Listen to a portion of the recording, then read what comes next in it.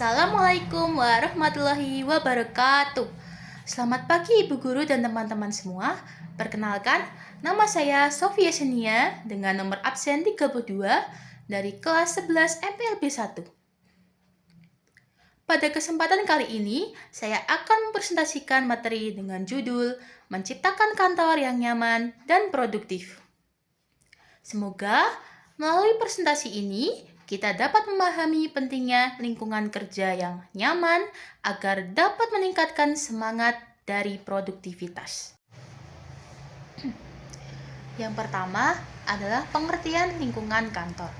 Apa sih lingkungan kantor itu?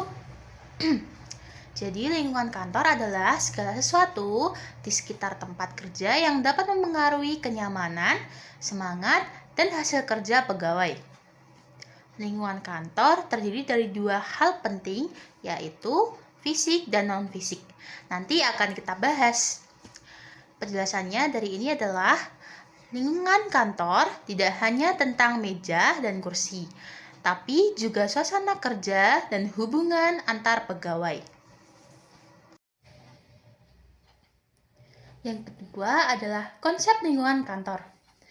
Konsep lingkungan kantor adalah cara atau gagasan untuk menciptakan tempat kerja yang nyaman, aman, dan produktif, baik secara fisik maupun non-fisik. Berikut adalah poin konsep lingkungan kantor. Yang pertama yaitu kenyamanan kerja. Kenyamanan kerja berarti membuat ruang kerja terasa bersih, tertata, dan tidak sesak. Ketika ruang kerja nyaman, pegawai bisa bergerak lebih leluasa dan tidak mudah lelah atau terganggu saat bekerja. Yang kedua adalah kebersihan dan kerapian. Kebersihan dan kerapian adalah kunci utama lingkungan kantor. Meja yang rapi, ruangan yang bersih, dan peralatan yang tertata membuat pekerjaan lebih mudah dan suasana menjadi menyenangkan. Dengan kondisi yang bersih, pegawai lebih fokus dan cepat dalam bekerja.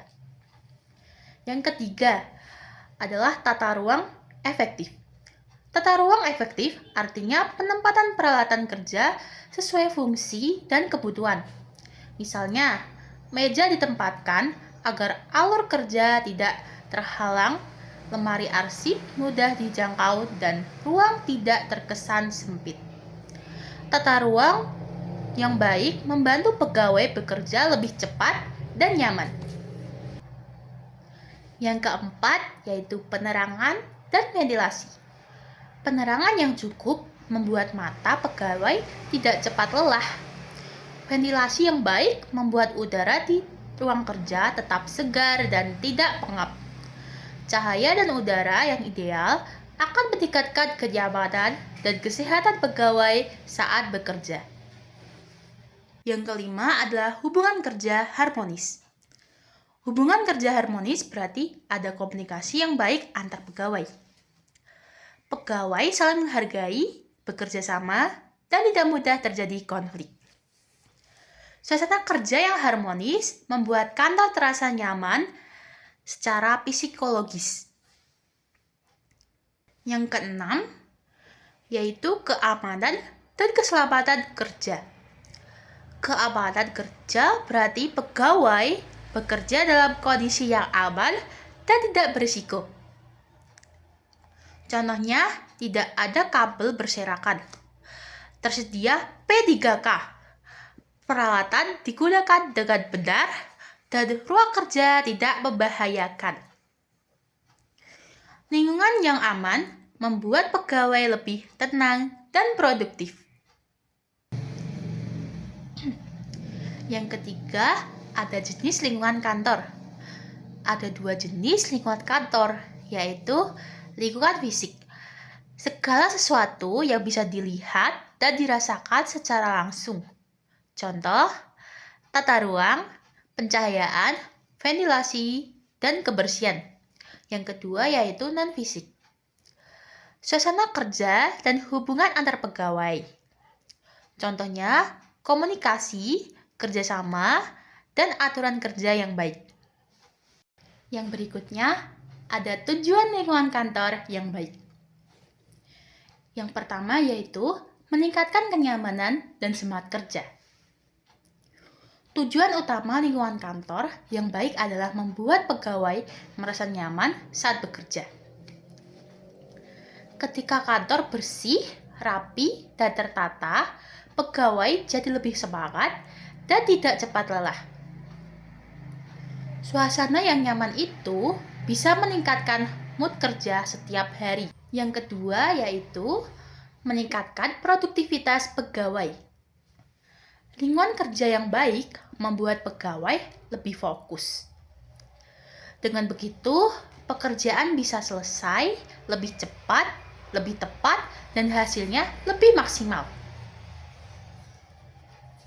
Produktivitas meningkat karena pegawai tidak terganggu oleh hal-hal seperti ruangan berantakan atau bising.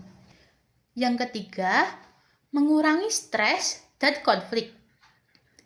Lingkungan kantor yang tertata rapi dan suasana kerja yang harmonis mampu mengurangi potensi stres. Pegawai juga lebih mudah berkomunikasi sehingga konflik bisa dicegah. Lingkungan yang buruk biasanya memicu tegang dan kesalahpahaman. Yang keempat yaitu meningkatkan citra organisasi kantor yang bersih dan profesional. Memberi kesan baik bagi tamu, klien, atau pekerja baru. Ini bisa memperkuat reputasi organisasi sebagai tempat kerja yang nyaman dan teratur. Yang berikutnya yaitu faktor yang mempengaruhi lingkungan kantor.